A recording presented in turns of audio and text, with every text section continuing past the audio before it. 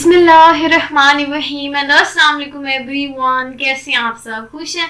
अल्लाह पाक आपको खुश रखे, आबाद रखे, ऐसे हंसता मुस्कुराता रखे। My name is Rifa Jahan. Welcome back to my YouTube channel learning with Rifa जहान।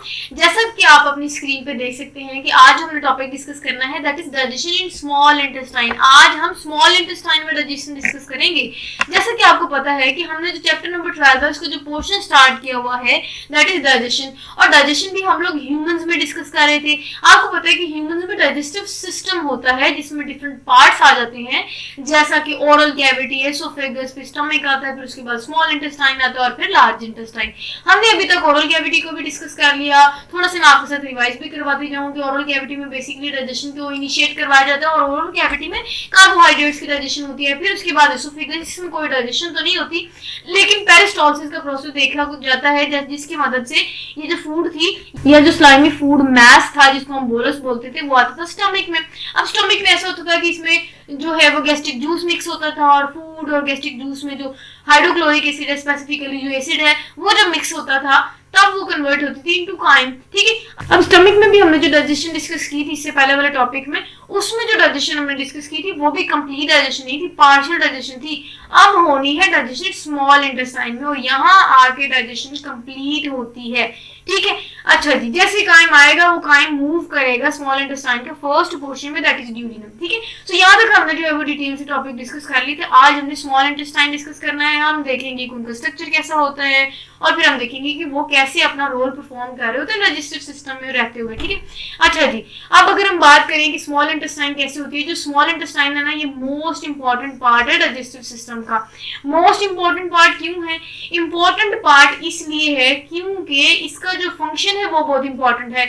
अब ऐसा है कि स्मॉल इंटेस्टाइन में जो डाइजेशन होती है वो कंप्लीट डाइजेशन हो जाती है। उसके साथ साथ अगर हम ओरल कैविटी की बात करें तो ओरल कैविटी में सिर्फ कार्बोहाइड्रेट्स की डाइजेशन होती है। स्टमक की बात करें तो स्टमक में सिर्फ प्रोटीन्स की डाइजेशन होती है।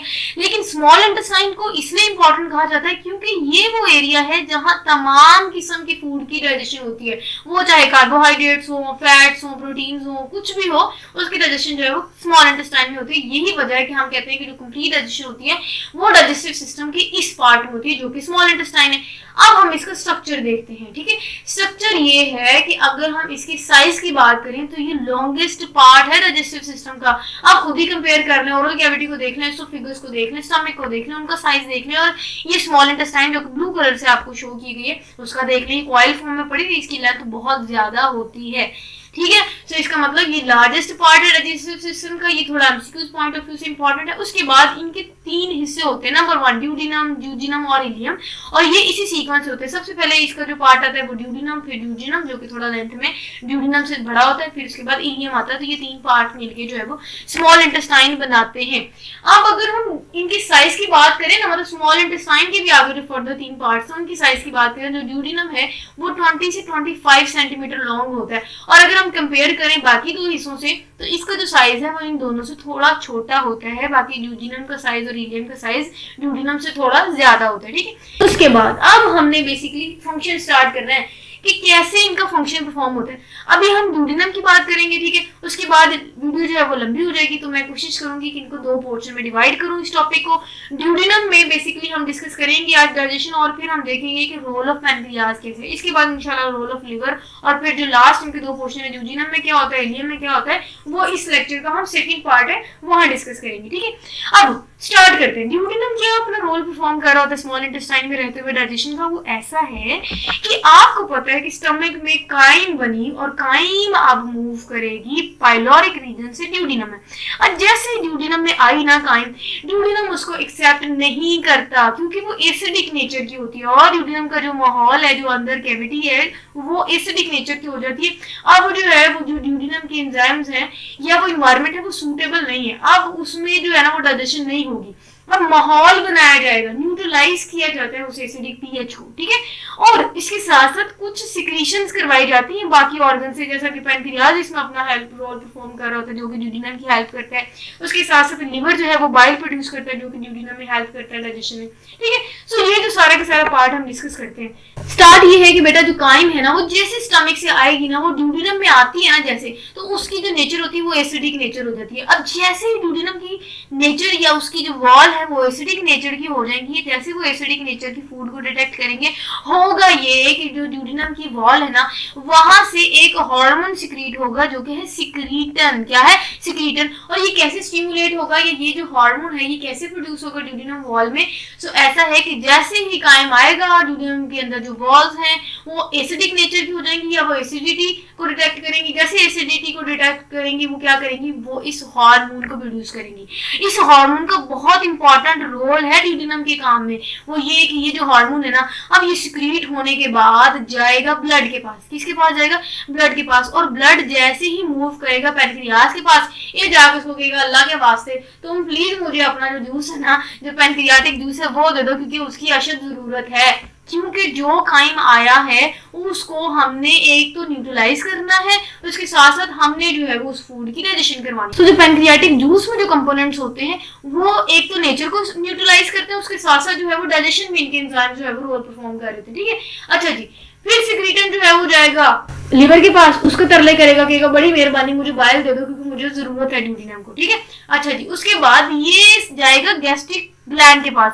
अब गैस्ट्रिक ग्लैंड के पास जैसे जाएगा ना, वहां जाने के बाद उसको कहेगा प्लीज स्टॉप, उसको कहेगा स्टॉप। और स्टॉप क्यों करेगा? क्योंकि वो जो गैस्ट्रिक सिक्रीशंस हैं जिसको हम गैस्ट्रिक जूस बोलते हैं उसको रोक देगा। जैसा कि हमने कहा कि जो ड्यूडेनम की वॉल में जैसे ही एसिडिक फूड आई, ये जो इन्वायरमेंट है ना ये एसिडिक हो जाएगा इसका। जैसे एसिडिक इन्वायरमेंट होगा, जैसे ही एसिडिक इन्वायरमेंट होता है, ड्यूडेनम जो वॉल होती है ना उसमें हार्मोन सिक्रीट होता है। वो हार्मोन मैं आपको बता दें सिक्रीटन होता है। अब वो हार्मोन ना सिक्रीट होने के बाद हाथ पांव मारेगा, और वो हाथ पांव ऐसे मारेगा कि वो भाग के जाएगा पैनक्रियास के पास। पैनक्रियास को कहेगा प्लीज पैनक्रियाटिक जूस दे दो, और वो पैनक्रियाटिक जूस जो है वो पैनक्रियाटिक डक्ट से इसमें आ जाएगा ड्यूडेनम में। फिर जैसे ब्लड मूव करेगा, और ब्लड में आपको पता है कि सिक्रीटन मूव कर रही है क्योंकि वो ड्यूडेनल वॉल से सिक्रीट हुई और वो ब्लड में एंटर हो गया। अब जैसे ही ब्लड में मौजूद हार्मोन जो कि सिक्रीटन है वो जाएगा लिवर के पास। सिक्रीटन उसको बोलेगा प्लीज तेरी मेहरबानी पाँव को हाथ लगा ले, रिक्वेस्ट कर ले, हाथ जोड़ता हूँ, बाइल सिक्रीट करो और प्लीज उसको ड्यूडेनम में फेंक दो। सो बाइल प्रोड्यूस होगा, ड्यूडेनम आएगा। अब जो है ना सारी सिक्रीशन आ गई ड्यूडेनम में। अब आगे जो है वो आगे का काम स्टार्ट होना है। लेकिन यहाँ तक यही बातें थी, जैसे एसिडिक टाइम आएगा सो ड्यूडेनम जो है वो एसिडिटी की वजह से स्टिमुलेट होगा। स्टिमुलेट होने के बाद वो सिक्रीशन प्रोड्यूस करेगा, वो हार्मोन प्रोड्यूस करेगा जिसको हम सिक्रीटन हार्मोन बोलते हैं। सो ये सिक्रीटन हार्मोन ब्लड में शामिल होने के बाद पैनक्रियास के पास जाएगा, पैनक्रियाटिक जूस लेगा, लिवर के पास जाएगा, बाइल लेगा। उसके बाद वो गैस्ट्रिक ग्लैंड के पास जाएगा और गैस्ट्रिक ग्लैंड का जो सिक्रीशन है जिसको गैस्ट्रिक जूस बोलेगा उसको रोक देगा। क्योंकि अब फूड ने पीछे थोड़ी जाना, फूड तो आगे आगे स्मॉल इंटेस्टाइन में, गैस्ट्रिक जूस का तो कोई काम ही नहीं है। ठीक है, तो उसको स्टॉप करवा देगा। ये सारे का सारा काम जो है वो सिक्रीटन कर रहा होता है। ये बहुत हेल्प करता है ड्यूडेनम की। अब आते हैं जी पैनक्रियास का क्या रोल है। हमने तो कह दिया कि जैसे ही ब्लड मैसेज लेके जाएगा क्योंकि उसके पास हार्मोन था। ठीक है, अब सिक्रीटन जैसे ही जाएगा पैनक्रियास के पास, वो कहेगा कि प्लीज पैनक्रियाटिक जूस दे दो। अब होता कैसे है, पैनक्रियास कहाँ होती है, कैसे रोल परफॉर्म करती है, वो जो है वो मैं आपको इस स्लाइड में समझाती हूँ। सबसे पहले आप डायग्राम देख लें ताकि आपको समझ आ जाए, क्योंकि ये बहुत ही कोई ईस्ट वेस्ट में नहीं मौजूद होते। ये जो दोनों स्ट्रक्चर होते हैं स्मॉल इंटेस्टाइन, पैनक्रियास, इवन जो लिवर है वो भी यहीं कहीं लगा होता है। तो ये तीनों जो है वो करीब करीब होते हैं। यही वजह है कि बाइल डक्ट से बाइल आएगा, पैनक्रियाटिक डक्ट से पैनक्रियाटिक जूस आएगा, और वो दोनों जो है वो सिक्रीशन को इसमें फेंक देते हैं जो कि स्मॉल इंटेस्टाइन का फर्स्ट पोर्शन है, ड्यूडेनम। ठीक हो गया। अच्छा जी, पैनक्रियास की बात करें तो ये लार्ज ग्लैंड है। ग्लैंड इसलिए हम इसको कहते हैं क्योंकि इनकी जो सिक्रीशन होती है ना वो केमिकल नेचर की होती है। जो पैनक्रियाटिक जूस है वो केमिकल नेचर का होता है। ठीक है, और ये तब सिक्रीट होगा जब एक्सोक्राइन टिश्यूज जो है वो अपना रोल परफॉर्म करते हैं। सो पैनक्रियास के जो एक्सोक्राइन टिश्यूज है ना वो एक जूस सिक्रीट करते हैं जिसको हमने बोल दिया पैनक्रियाटिक जूस। और वो मैंने आपको बता दिया कि पैनक्रियाटिक डक्ट जो एक पाइप लगा लो उस पाइप से एंटर करेगा इस स्मॉल इंटेस्टाइन की फर्स्ट पार्ट ड्यूडेनम में।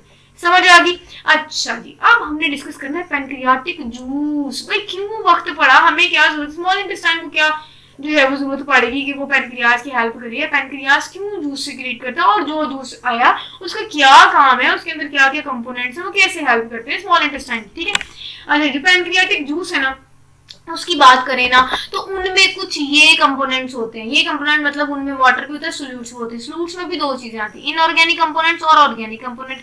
मोटी मोटी बात बताऊं, आसान करूं तो जो पैनक्रियाटिक जूस है इनमें दो चीज होती है, सॉल्ट्स होते हैं और इनमें कुछ एंजाइम्स होते हैं। और कुछ नहीं, कितने एंजाइम्स होते हैं, टोटल 3 एंजाइम्स होते हैं पैनक्रियाटिक जूस में। वो हम डिस्कस कर लेंगे, उनका फंक्शन देख लेंगे कि क्या क्या क्या क्या ब्ला ब्ला ब्ला ब्ला, उनकी जो है वो डिटेल है। अच्छा जी, लेकिन पैनक्रियाटिक जूस के जो सॉल्ट्स हैं जैसे सोडियम बाइकार्बोनेट, इवन क्लोराइड, ये बहुत इंपॉर्टेंट रोल परफॉर्म करते हैं। क्या रोल परफॉर्म करते हैं? मैंने आपको कहा कि जो पैनक्रियाटिक जूस है वो ड्यूडेनम में आएगी। जैसे ड्यूडेनम में आएगी ना, पहला काम उनका ये होगा कि वो न्यूट्रलाइज करेगा, जो एसिडिटी थी कायम की उसको न्यूट्रलाइज करेगा। न्यूट्रलाइज होगा तभी तो जो दूसरा कंपोनेंट है ना पैनक्रियाटिक जूस का, वो अपना काम करेगा। मतलब कि जितने इसके एंजाइम्स है ना, जो कि कार्बोहाइड्रेट, फैट्स और प्रोटीन्स के डाइजेशन कार्य होते हैं, जो कि बहुत इंपॉर्टेंट है डाइजेशन में, उनको तब तक काम करने की जरूरत नहीं पड़ती है, वो तब तक काम नहीं करते जब तक जो सॉल्ट्स हैं, जो कि पैनक्रियाटिक जूस का एक कंपोनेंट है, वो जाके उनकी जो एसिडिटी है उसको न्यूट्रलाइज ना कर दे। समझ आ गई? अच्छा जी, यहाँ थोड़ा सा काम पढ़ लें कि अगर हम पैनक्रियाटिक जूस की बात करें तो वो all principal components of food जितने भी होते हैं ना, जैसा कि कार्बोहाइड्रेट्स, फैट्स और प्रोटीन, उनकी डाइजेशन करते हैं। क्यों? क्योंकि इनके पास कुछ एंजाइम्स मौजूद होते हैं, और उन एंजाइम्स में भी हमने कहा 3 किस्म के होते हैं। ठीक है, नंबर 1 हम डिस्कस करते हैं pancreatic amylase, number 2 lipase and then number 3 trypsin. जो पैनक्रियाटिक एमाइलेज है ना बेटा, वो कार्बोहाइड्रेट की करेगा, ठीक है, क्योंकि हमने कहा कि इनमें जो एंजाइम्स है ना पैनक्रियाटिक जूस में, वो तमाम कंपोनेंट्स की जो है वो डाइजेशन करते हैं, जिनमें कार्बोहाइड्रेट्स आ जाती है, फैट्स आ जाती है, प्रोटीन आ जाती है। अब 1 बाय 1 जो है वो इनकी डाइजेशन करता है। पैनक्रियाटिक जूस को जो फर्स्ट एंजाइम है दैट इज पैनक्रियाटिक एमाइलेज, उसके जिम्मे ये काम लगा कि जा बेटा तू कार्बोहाइड्रेट्स की डाइजेशन करवा। ठीक है, सो ये जो है ये कार्बोहाइड्रेट डाइजेस्टिंग एंजाइम है। एमसीक्यूज पॉइंट ऑफ व्यू से अगेन इंपॉर्टेंट है। ठीक है, और इसको हम अमाइलोप्सिन भी बोलते हैं। क्या बोलते हैं? अमाइलोप्सिन। Again MCQs. उसके बाद इनका काम ये है कि इन्होंने स्टार्च को कन्वर्ट करना होता है माल्टोज में, जो कि डाइसेक्राइड है। अगेन यहाँ तक कंप्लीट डाइजेशन अभी भी नहीं हुई, फर्दर आगे वाले स्ट्रक्चर जो है वो कंप्लीट डाइजेशन करवाते हैं। लेकिन लाइपेज की बात करें तो इनका काम ये है, अगेन ये मैं बार बार रिपीट करवाती हूँ ताकि उसी टाइम आपको याद हो जाए, ये सेकंड एंजाइम है।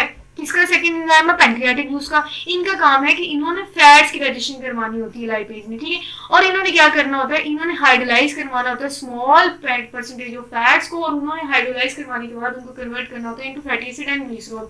अच्छा, लाइपेज का काम ये कि ये वो वाहिद एंजाइम है जो कि कंप्लीट डाइजेशन करवाता है फैट्स की। ठीक है, अच्छा जी, उसके बाद ट्रिप्सिन की बात करें, आपके माइंड में ना ट्रिप्सिन से एक वर्ड आएगा पेप्सिन, तो आप कहेंगे क्या ये ट्रिप्सिन पेप्सिन का भाई है, ये बहन है? ठीक है, तो आप इसको कुछ भी समझ लें, ये भाई है बहन दोनों ही हैं।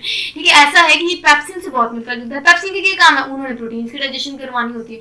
अब ट्रिप्सिन का क्या काम है? इन्होंने भी प्रोटीन की डाइजेशन करवानी होती है। बस पेप्सिन जो है वो स्टमक में मौजूद था, हमने पीछे पढ़ा भी था, जो ट्रिप्सिन है वो बेटा स्मॉल इंटेस्टाइन में मौजूद है।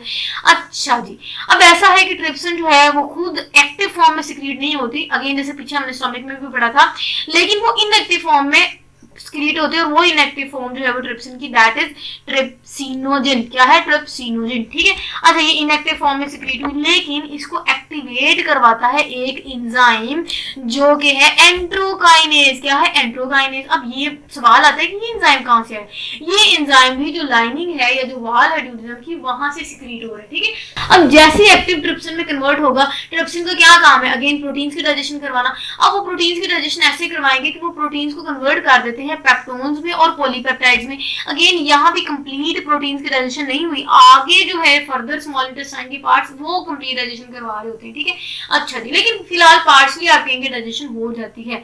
उसके बाद हमने कहा कि पैनक्रियाटिक जूस में कुछ सॉल्ट्स भी मौजूद होते हैं, जैसा कि सोडियम बाइकार्बोनेट, और इनका काम ये है कि इन्होंने पार्शली न्यूट्रलाइज करवाना होता है उस काइम को जो कि स्टमक से आ रहा होता है। ठीक है, अब ये बहुत इंपॉर्टेंट है क्योंकि एंजाइम्स मैंने आपको बताया कि तब तक वो पैनक्रियाटिक जूस के एंजाइम्स काम नहीं करेंगे या काम अच्छा नहीं परफॉर्म कर सकते जब तक कि वो जो कंडीशन है वो एसिडिक है। जैसे ही ये पैनक्रियाटिक जूस के जो सॉल्ट्स हैं वो सिक्रीट होंगे, वो फौरन जाके जो काइम की एसिडिटी है उसको न्यूट्रलाइज करेंगे, ताकि जो बाकी की एंजाइम्स है ना जो पैनक्रियाटिक जूस में मौजूद है वो अपना जो है वो प्रॉपर रोल परफॉर्म करना शुरू हो जाए, ताकि वो कार्बोहाइड्रेट, फैट्स और प्रोटीन्स की डाइजेशन करवा सके। This is all for today. I hope आपको समझ आई होगी। बहुत ही आसान और सिंपल सा टॉपिक था जिसमें हमने डाइजेशन डिस्कस की। तो यहाँ तक इस टॉपिक का फर्स्ट पार्ट है। इसके बाद इंशाल्लाह जो मैं सेकंड लेक्चर अपलोड करूंगी उसमें हम इसका सेकंड पार्ट डिस्कस करेंगे, जिसमें हम रोल ऑफ लिवर डिस्कस करेंगे। ठीक है। जैसे आज हमने रोल ऑफ पैंक्रियाज डिस्कस किया, उसमें हम रोल ऑफ डिस्कस करेंगे लिवर, उसके बाद हम डाइजेशन इन ड्यूडेनम और इलियम डिस्कस करेंगे, ठीक है। सो टिल देन अपना बहुत सारा ख्याल रखिएगा। अगर आपको टॉपिक समझ आई हो तो अप्रिशिएट जरूर कीजिएगा कमेंट में, और हाँ, चैनल को जरूर सब्सक्राइब कर दीजिएगा और बेल आइकन को प्रेस करना ना भूलिएगा, ताकि आपको इस channel related new update time पे मिलते रहे, ठीक है। So stay connected and Allah Hafiz.